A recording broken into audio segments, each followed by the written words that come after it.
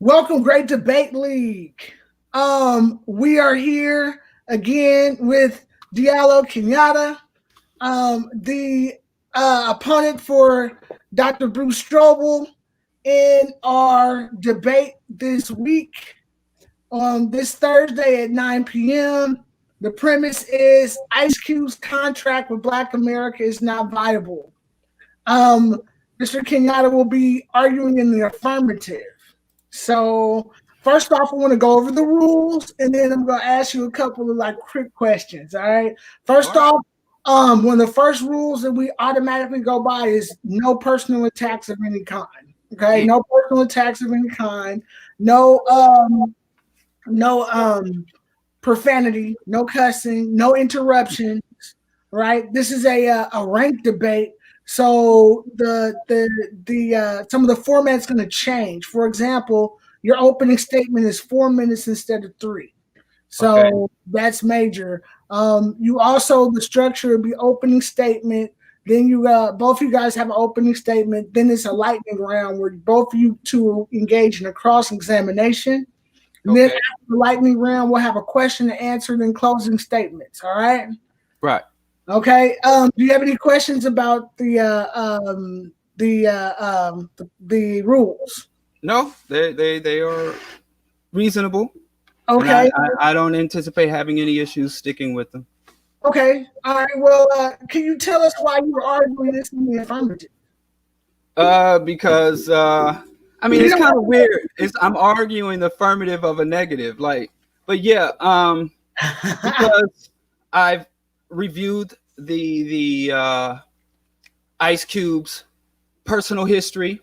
I viewed the history of the administration that he submitted his proposals to, and I reviewed the specific request and policies within his proposal. And when you put all of that together, it is not only non-viable, it's utterly absurd. Oh, okay. All right. Okay. Like I said, I'm not going to get too detailed into the questions. What I am asking, I'm curious to know, is how's your research going? It ain't. It's done. I mean, Trump lost. I've already. I haven't looked up anything new. I might skim back over the contract, but my conclusions are already locked in. So, I don't really think I have to come with. It's such a, I think, self-evident position, and so my research is going fine. I guess all I got to do, I think I might have to reprint the contract again because I balled it up and threw it away a couple of weeks ago. But I assessed it several weeks ago, and I don't think anything's new. He claimed he was updating the plan, so I'll see if he's updated it since he claimed he was adding new content to it and updating it. But I'm not really. Just to be honest with y'all, don't expect me to come with like crates full of papers. I don't think it's worth that. Real talk. Okay. All right. Okay. Well, I'm going to show the debate poll. So the pre-debate poll is Ice Cube's contract with Black America viable plan? 13 people say yes, 11 people say no, and 4 people say undivided. So you have your work cut out for you, to say the least. No, I'm going to go ahead and do like Trump, and I'm going to claim those undecided votes as mine. So I win, actually. So I'm actually winning by a couple of votes. Okay. Ice Cube can do the Trump thing. Why can't I? This is going to be, I'm really interested in seeing this debate because Dr. Strobel is pumped. He's ready to get this thing going. And you seem like you're ready as well. And yeah. My viewers can't wait either. So this is going to be a very, very interesting one, especially in the post-election era. Right? Yeah. What's the point of debating this? It's done, right? It's a wash anyway. Well, I mean, this is obviously a hot button topic, especially like is Dr. Strobel going to join the Boogaloo movement and do the World War II thing with the other Trump supporters? Because I was just Trump can't do nothing for you, man. He's like Flavor Flav. I can't do nothing for you, man. I was just about to get to that part in our interview because towards the end of the interview, we give both debaters an opportunity to talk a little trash on your opponent. You know, this because all of this is still a friendly competition. Right. Still. Oh, So somebody just said that the plan is for both parties, both for any politician. Well, any politician, I mean, that's kind of absurd because politicians have very specific offices, and those offices have very specific cans and can'ts. They have very specific duties and roles, responsibilities, and what they can do or make available is different. So I think a lot of times we negate or neglect to really acknowledge the U.S. division of power and what party is able to do what and what branch of government is able to do what. Is really stupid to take such an agenda like that to the president because the president doesn't control the budget. The Congress does. So he would have been better off taking that to the Congressional Black Caucus or to the Progressive Caucus or even any of the right-wing caucuses. That's why the lobbyists don't spend all their time in the lobby of the White House. The lobbyists spend all their time on Capitol Hill talking to the Congress because that's where bills come through. So you can get the president to advocate for your agenda, but most of what he's asking for, the president couldn't execute if he wanted to, even if he wasn't a lying, narcissistic Nazi, he wouldn't have been able to execute. So it's on so many levels. okay. It's a non-viable plan that was executed in the most absurdist, non-achievable manner. And he's alienated just about every establishment Democrat with the way he came about his plan after Trump had already been in for 4 years. You come in at the end, and then he's engaging Trump as though Trump was a candidate instead of an incumbent. A candidate makes promises, but an incumbent doesn't have to make promises. The incumbent is in a position to execute. So I don't even understand why he's like, I got this plan for y'all all of a sudden. And didn't Trump come into the election saying that black people have nothing to lose? You got nothing to lose. He said our schools are crap. He says we're impoverished. He said we're all in jail. Trump knew in 2016 how hard it was out here for a pimp. He knew that we were struggling the first 4 years, but he was, just scratching his head, couldn't come up with nothing until Ice Cube came on his doorstep with a plan. He just couldn't figure it out because he knew how to help the coal miners out the gate. He knew how to help the coal industry out of the gate. He knew how to help Iowa farmers, Nebraska farmers. He knew how to help everybody out the gate, but he had to wait for Ice Cube. He didn't have to wait for no Conway Twitty or no country singer to come and tell him how to help poor white folks, but he needed a gangster rapper to finally figure out, like Dr. Professor Mackey would always say, white folks will do right by us as soon as they figure out how. They always pretend like what we need is such a mystery and they need some black savior that they control. So it's a hustle, it's a scam. And I don't know yet because, I'm a ex-fan of NWA until they started lying to the world. But I'm an ex-fan of NWA. Oh, man. And I got half of Ice Cube's raps were committed to my memory when I was 12, 14 years old. So I don't know if Cube is getting scammed or if he's a part of the scam. I don't know if he's a victim or a victimizer yet. That's the only credit I give him. Well, hey, you know what? I'm looking forward to this debate. And I'm not sure based off of that because you sound super hype. And I wanted to just, out of curiosity, I wanted to see how much was aimed towards Dr. Strobel as opposed to being general statements. So call me the instigator.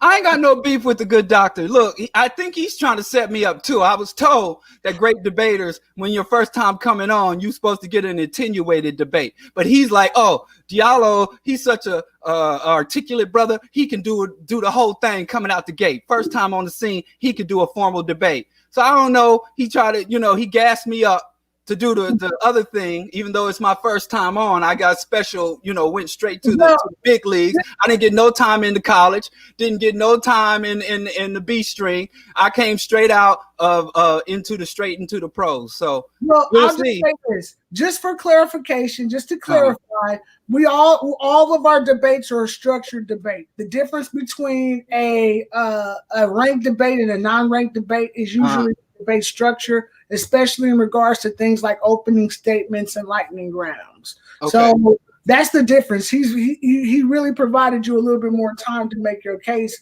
as far as how this debate structure is going to go on. Nevertheless, this is going to be a very good one. And by the responses that we've seen just in this pre-debate interview, it seems like a lot of other people are ready to get this one on as well. I'm ready.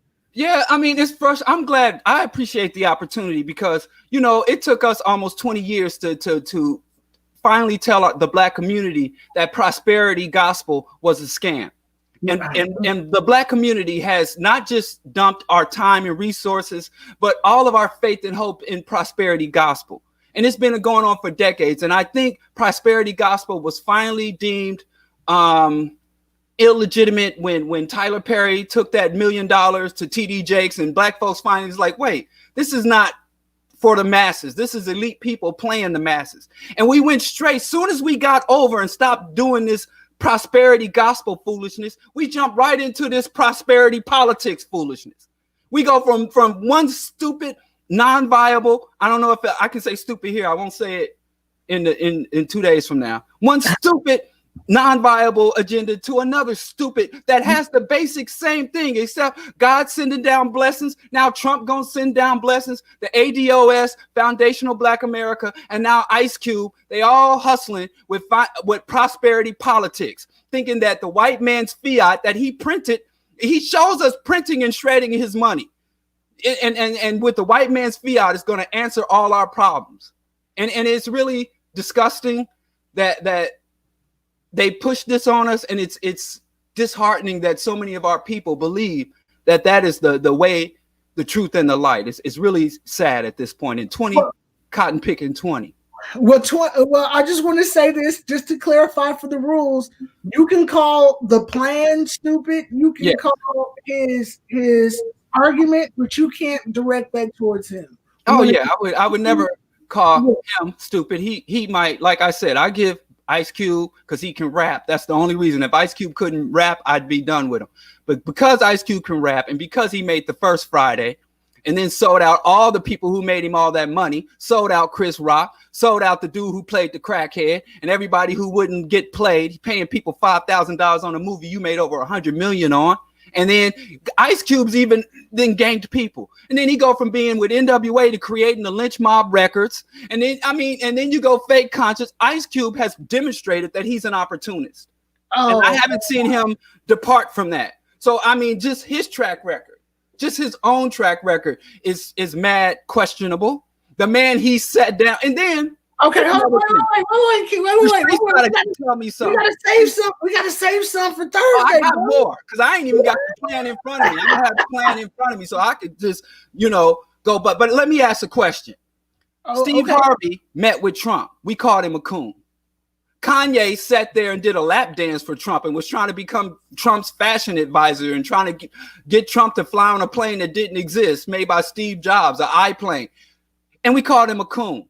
Jim Brown met with him, and Jim Brown is in the late states of dementia, didn't even know he was there. We called him a coon. All these brothers meet with Trump, and we call him coon. But Ice Cube didn't even get to meet with Trump. He was meeting with Trump's underlings. He didn't even meet with Massa. He met with the Massa's, little underlings and little staffers. But he is exempt from the coon status because he pretend like he came there with some documents to put on the table and brought a contract to a businessman with a long history of dishonoring contracts. How many times has Trump been, everything from the plumbers union to the carpenters union to the bricklayers union, every major construction union in New York City has sued Donald Trump for violation of contracts. Name a contract or name a venture that Trump was involved in. And then he did the same. The Iranians had a treaty. And do you know treaties are the highest law in the land? I'm like, I got the treaty here. The treaties are the highest law in the land. The treaties trump the U.S. Constitution. And Trump walked in and used the treaty as a toilet paper. So why would you even treaty? Okay, all right. Mr. Kenyatta. We're gonna have to put a pause on this because and wait until we see you on Friday, bro. I see you are fired up, and I'm fired up for you, and I'm fired up for the debate. All right, I just wanted to say thank you for joining us. I appreciate it, man, and like I said, I appreciate y'all giving me an opportunity. But every time I talk, the Cube's groupies come at me. Wait, well, you ain't got to worry about no groupies. It's just gonna be you and him. But And no, they come. They still come, man. And I ain't talking about the groupies you think. I mean, imagine a middle-aged groupies. Like all you middle-aged black men, middle-aged black male groupies. Now listen, do y'all? Wait, time out, Mr. Kenyatta. We gotta get some. We gotta wait for Thursday, bro. I'll be ready Thursday. It's so much more to say, man. I can't even. And listen, I'm just sorry we even. Hold on, wait, no, I can't let you go no more, bro. This is I'm a 5-minute interview.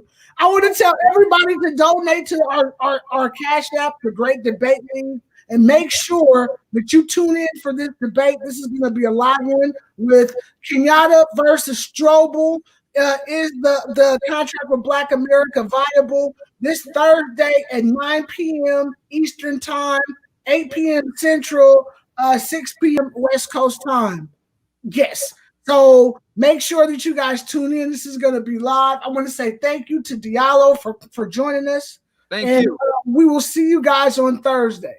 Peace. Peace.